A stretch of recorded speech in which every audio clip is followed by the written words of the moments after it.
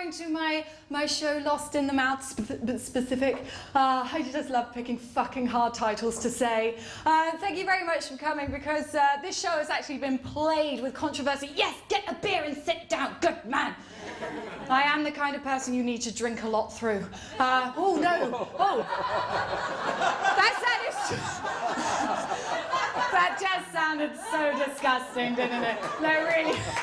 Oh, already, and I'm getting shit wrong. Okay, great. Yeah, thank you for coming, because this show has been plagued with problems. Basically, when I did the show, it is a show about plans going wrong, and when I did it, when I toured it, plans went really wrong. In Adelaide, I was strangled by a busker. I know, usually they're the irritating cunts. No, what happened was he thought it would be erotic, and he just neglected to tell me. And we were in his hotel room making out with each other, and suddenly he just went for my neck, and he started squeezing hard, and I went, oh, okay, apple, pomegranate, banana. I thought, fuck it, I'll hit on his safe word at some point. Margaret Thatcher. And, but no, so I just thought, fuck you. So I started strangling him, and we were just choking each other, and eventually he went, what are you doing? And I went, oh, what are you doing? He said, I thought this would be erotic. I said, is it? He said, no. So that happened in Adelaide, because all the things that went wrong with my throat and with my mouth. Because then when I went to Melbourne, I got hospitalised with a throat abscess, doing Lost in the Mouth specific, and they took me into hospital, and they had to cut my throat open, going in via the mouth. And it was quite nice, because I made it into the news with irony hospitalises comedian. Thank you, Melbourne, so sympathetic. I mean, I am a little bit concerned because because I was going to originally call the show Magnificant. And I just hate to think by now my pussy would have probably dropped out. It's all right, the next show I'm just going to call it Money, Money, Money and Cock. So yes, thank you very much. There were two plans basically that went completely wrong for me, and I just want to share them with you, and I hope you like them. One plan was that I wanted to be an astronaut. Yeah! Do we have any astronauts in? No, see, I'm glad I didn't, because they have no social lives. And the second thing I wanted to do was stand up for children, because I like working with kids, but unfortunately I seem to tell slightly rude, naughty jokes that never really travel well to children, especially when you say fuck, shit and cunt, and they just ask you to explain it, and it's really, really dull, and you don't want to have to stop a set halfway through to go, well, cunt is, oh God, Jesus, how long have you got? You can get cunted. And nobody wants to know about the different forms of a verb or a noun. Well, I thought I was being educational. So, yes. So plan A was be an astronaut. Now this went wrong one day when I was 17. And what happened was I went to school and I was studying maths, and I was going to study physics. And before I went to school, I rang up my blind friend. I had a friend who was completely blind, and I rang her up and I go, do you want to go into town? And she goes, yeah, I'd love to go into town, but I can't because my dog's at the vet. And I said, oh, don't worry, I'll take you. And she said, thanks, but you're not qualified. I was like, what do you mean? I said, you're kind of implying I'm less qualified than a dog. I mean, if a dog can operate you,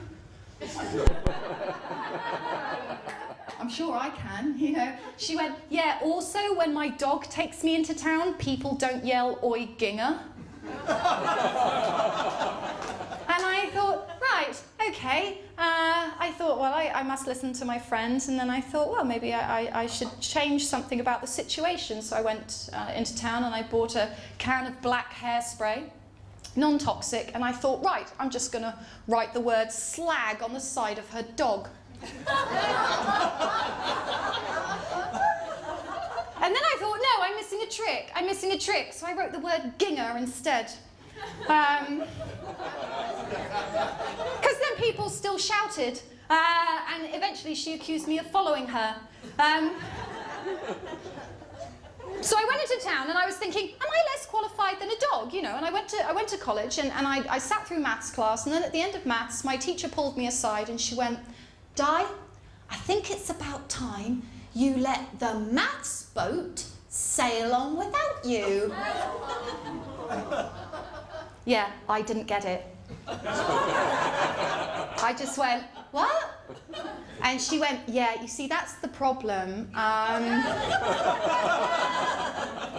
I'll try and put this in a way that you can understand.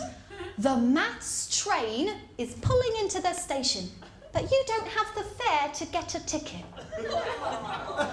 And at the time, I went, oh, okay, miss, no problem, miss. I'll go do drama, miss.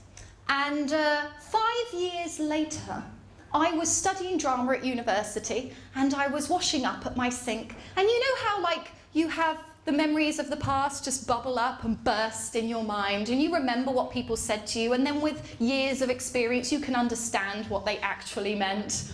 In the middle of my quiet kitchen, I just suddenly remembered that line and I just went, fucking bitch! And I've worked it out. I know what I'm going to say. I'm going to hunt that bitch down, and I'm going to wait until she's near death. And I know where she is. And I'm going to go up to her and I'm going to go, hey, Mrs. Wood, hi. How's it going? Do you remember me? I bet you don't. Well, something about a maths train. Yeah. Well, I've had a think. And do you know what? The communication trout has picked up your line. But the metaphor-hating gorilla is now going to key twat into your car. I don't mind if you're angry at me for wanting to get revenge on an old person. I don't give a shit. So after that, I then went home. So I'd been kicked out of maths and I'd been told I was less qualified than a dog. And I went home to see my dad. Now, my dad is a bit of a joker. Anybody else's dad a bit of a joker? Yeah, mine is. I think all dads are. They all start off the same way. My dad started off when I was 4, and he grabbed my face and he went, oh, I've got your nose. And I was like, you kidding, you've missed my nostrils, but yeah, you got my nose. Well, my dad graduated from that. When I was 9, my dad got my cat and put sellotape on my cat's paws.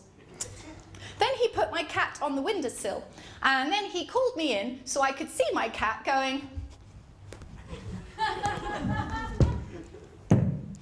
And he went, oh, his inner ear's gone. We'll have to put him down. Anybody else's dad like that? Oh, he's got better as I've taught him, you know, technology. I taught him how to text. Wish I hadn't. I sent him a text going, hey, Dad, what you doing tonight? He sent back, your mum.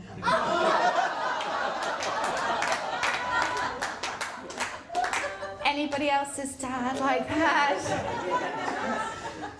Well, I went home and I think my dad already knew the problem, because I went home and I thought, right, start with the big picture because I fucked up, okay, been kicked out of maths.